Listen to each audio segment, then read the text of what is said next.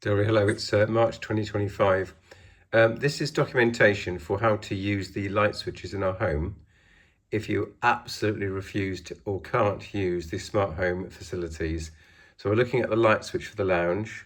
There's lights in the lounge, and the switch is actually electrically in the on position.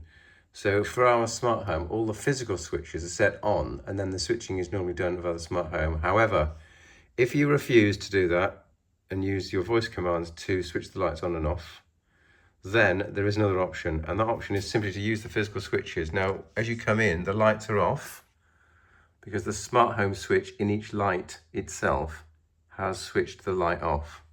But you can go to the light socket and you can press it once. So now the lights are electrically off via this switch as well. And then you switch it on again and you'll notice the lights come on.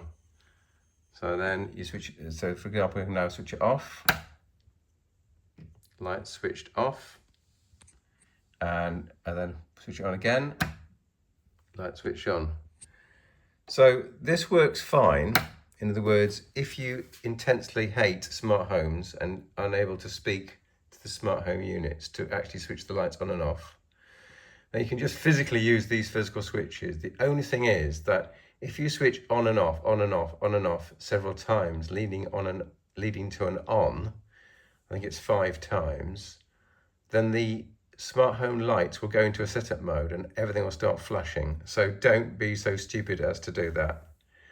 So if you hate the smart home, you can just use the manual switching of the lights. But when you first of all come in, the lights will have been left in the on position, so you'll need to switch them off first and then on via the physical switches. I hope that is clear. Thank you for listening.